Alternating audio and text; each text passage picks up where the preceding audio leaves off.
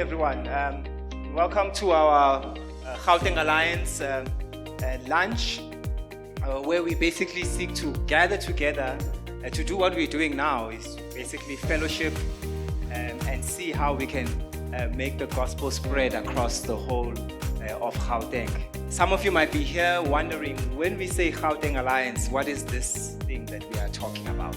Our mission or our vision is that we collab generously for kingdom growth and gospel impact in all of Gauteng. We are about the gospel because we believe that the gospel is the power of God to change this province. As people plot and plan and think about what our country would look like in the years to come, we think that the thing that will have the most positive impact, that will transform it for the best good, is the gospel. We are also about collaboration because we believe that not in and of ourselves, just one of us, even if the Lord will bless us with a very big church with 20,000 people, our impact will be limited to the place that we are at. But if we are collaborating across the province, across all the different cities that we have, we can have an amazing impact as we hold each other's hand and wonder how is it that we can do more in the city. Then the last arm I'll say is that we are about church planting. And the reason why we are about church planting is because when we look at what history tells us, and when we look at the things that people say, those who are much smarter than us, they say that the best way to grow the kingdom of God and to spread the gospel is by starting new congregations in areas that previously had no congregations. And the more you are able to do that, those congregations are able to reach out to people. And so we want to support that. We want to help church planters, want to identify church planters. We want to make sure that they are well trained, and we want to make sure that they are well resourced in terms of coaching or in other means as we seek to spread the gospel. And today we are gathering, and we thought we were trying to think of different things that we could look at, and we thought what could be a good topic to look at as we begin the year 2023. And we thought, what better topic that we can have than to speak about becoming a missional church. And so to help us to kind of think through that, we've invited a friend of ours, Usihle Ukulu. He's also a church planter, and he's going to share with us his journey of what that has meant for him and some of the things that he has learned along the way. We are a young church plant, 2 years old. So we don't have a lot figured out. So it's not like I'm bringing, there's revival that's happening and all of these things. But I do want to share with you all just our journey in terms of how we've been trying to reach people with the gospel and the convictions that have helped us to get there. Renewal Fellowship, as I've mentioned, we're 2 years old church plant.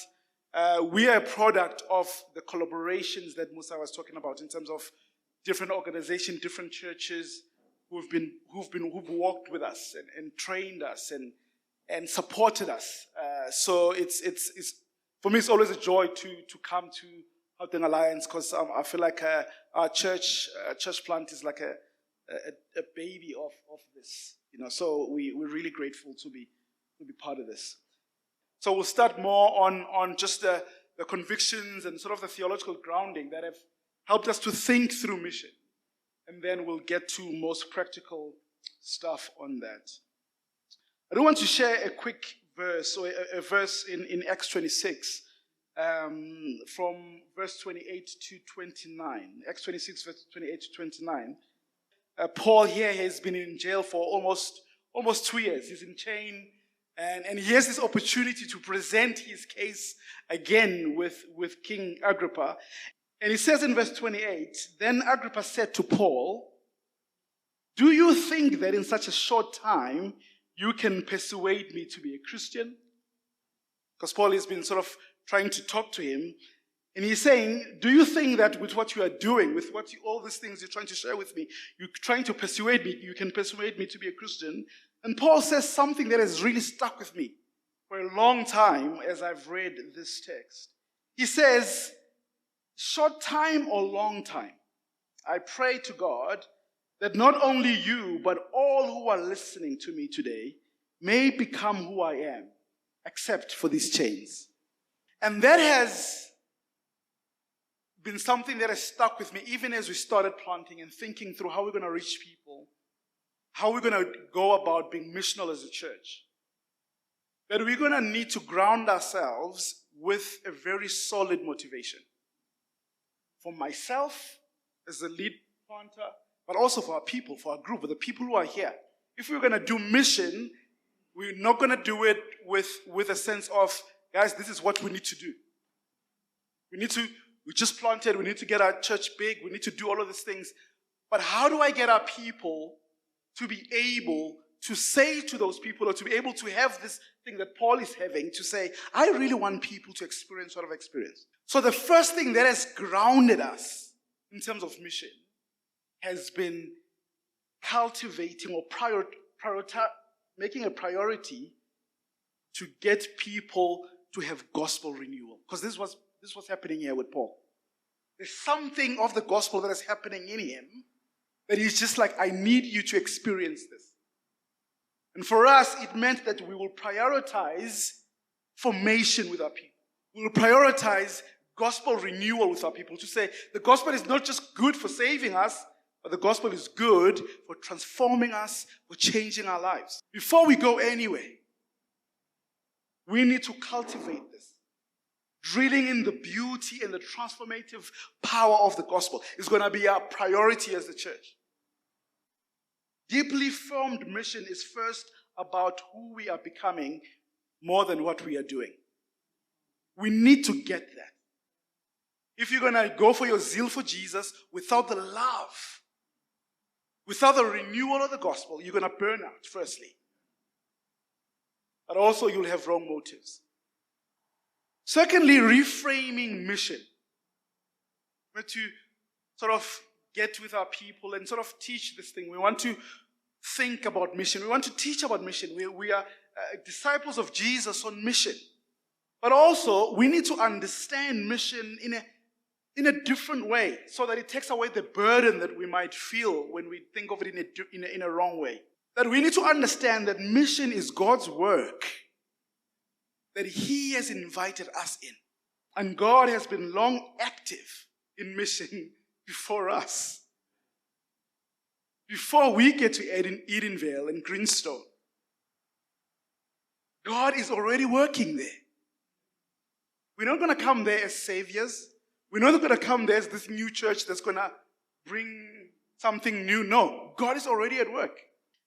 That any notion of mission must begin with the truth that God makes the first move. God makes the first move in terms of people. But at the same time, not just that. That's a good theological foundation. But He makes the first move in terms of cities, in terms of communities.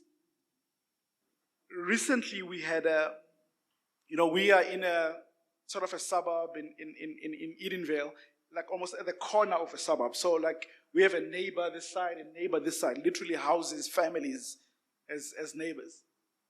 And what has happened, I mean, when we started coming there, we sort of heard with the people who were already, the church that was already there, that the neighbors complain about the church and the sound and all of that stuff. So we were a bit skeptical, we were so a bit careful with the neighbors. But as it happens, there's like a kid's gym, not a gym, what do we call this thing? Playing thing. Almost gym for the kids.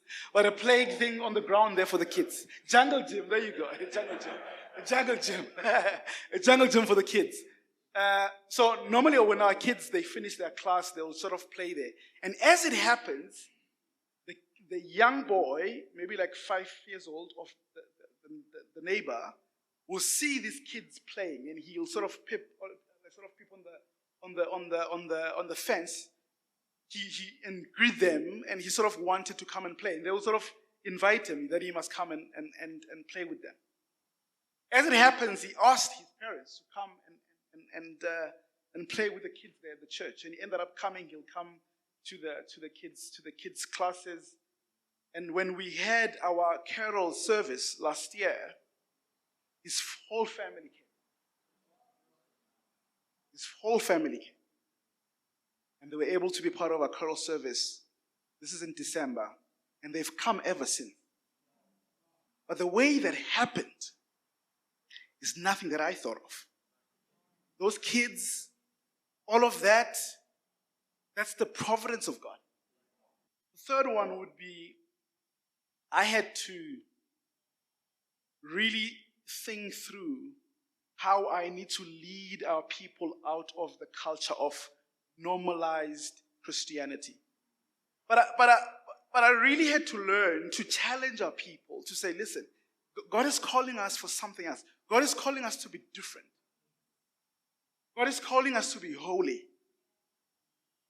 And the gospel, that's the work of the gospel in our lives. But we're not going to fall for the trap that we might see around us of this normalized Christianity that says you can be a Christian and just be normal. And I don't mean that that you need to be weird or anything.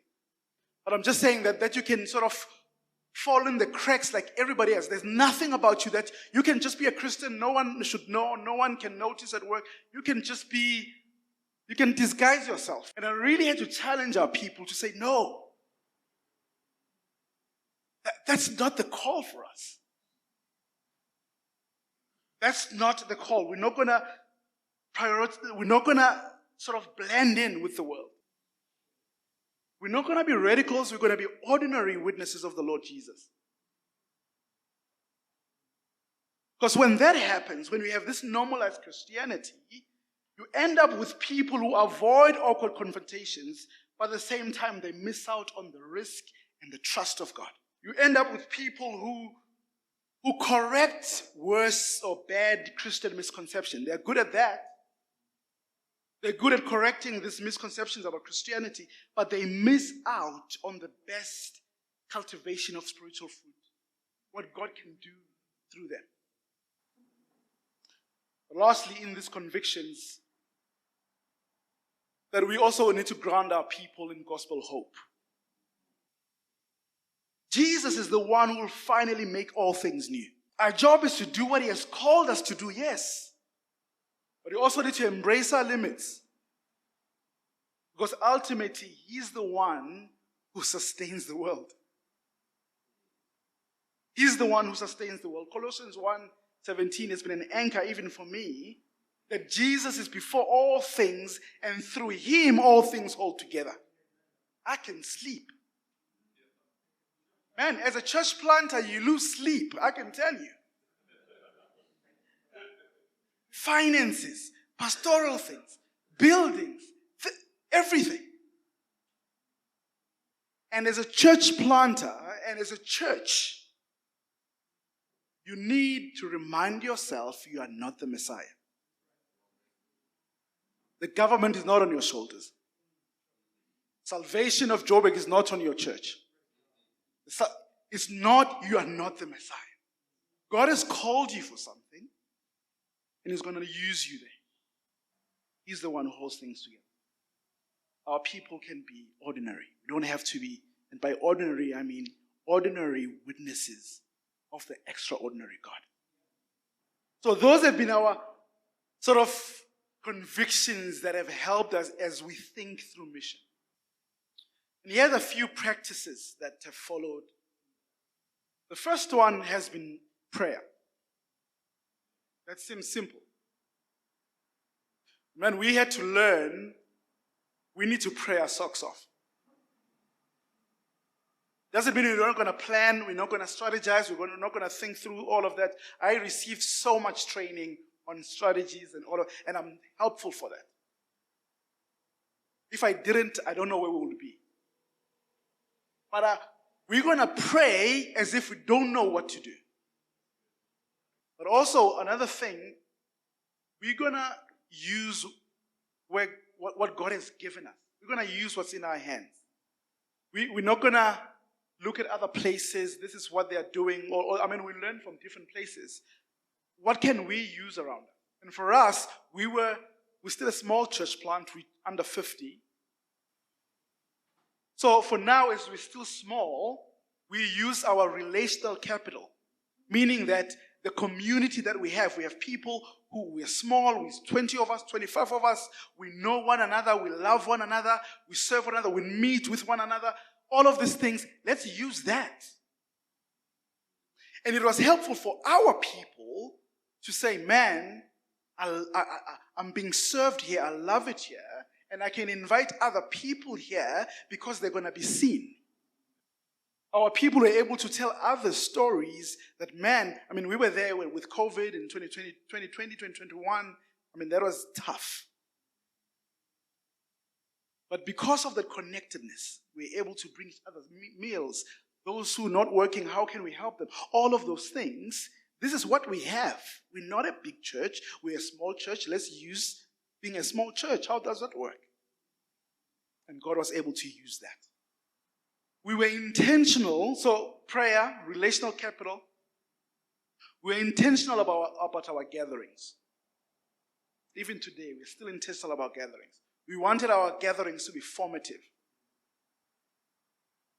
We want our gatherings to have a gospel thread. We want our gatherings to be encouraging. Good thing about being in the Gauteng Alliance, you get different streams and tribes and all of these things. And sometimes with different streams, people emphasize different things. And people have different theological stuff when it comes to the purpose of a gathering, what we do when we gather. And some people, for them, gathering is about attractive. We want to be attractive, everything. We want to, Sunday, we go all out so that Sunday is attractive. Evangelistic, everything. Again, there's nothing wrong with that. We want to have people come. Some people, when it's Sunday, we want people to have an encounter with God.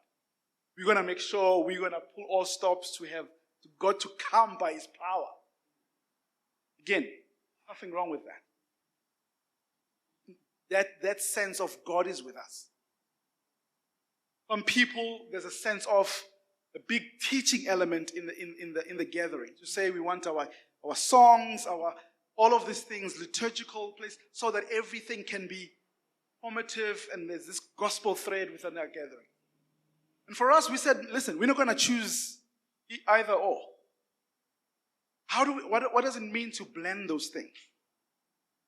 What does it mean to be a liturgical church that has a sense of we believe that you have come in and God wants to meet with you? But at the same time, we want to make sure that our visitors feel welcome. So we were intentional. I mean, I could speak more about that. But we're intentional about how formative our gatherings are. And we want our gatherings to be a place of refuge and gospel rest for people. We want to be visible in our community, and we want to be a blessing in our community. Now, that's something we're still trying to figure out, but we've tried and moved towards that. Businesses around us, we want to support them, to know that we are here, whatever you need, anything. We've partnered with organizations around the area. There's a child welfare in Edenvale that we are working with. There are different, with the schools around us. We're doing different things in terms of just community and visibility, but also just to bless our community. Because at the end of the day, God has planted us here. What does it mean to bring renewal holistically in this area? But I'm not saying that we're doing great with that, but it's something that we are pursuing and keen on learning more about. Community visibility and blessing. You don't want to just to take from your community, you want to give. I don't know if that's sort of clear. Creating a clear and a simple roadmap on how does outsiders, people who come in, become part of the community. Sometimes you get into a church, and we used to have this trouble even at the beginning, where people will come in, and because we were this small community, we knew one another, it was like difficult for people to break into that. And I remember one pastor actually who once said this. I was training at this church, Neil Powell, I think Toby will know him. And he said he's in the different city, and he said, man, I mean, we're trying to get people in and people to get saved, But some of the people, the reason why we've grown this way, I mean, in terms of with regards to Christians, is that when people come to this city or come to this area, pastors and different people have told them, when you get to this place, go to this church. There's that relational capital with him and pastors and people around them. And to be honest, by the grace of God, we've had that. I don't know how many people have come to us saying, this person referred us, this person referred us, this person referred us. I'm saying this also to encourage all of us to be part of what God is doing in the city. Don't seclude yourself.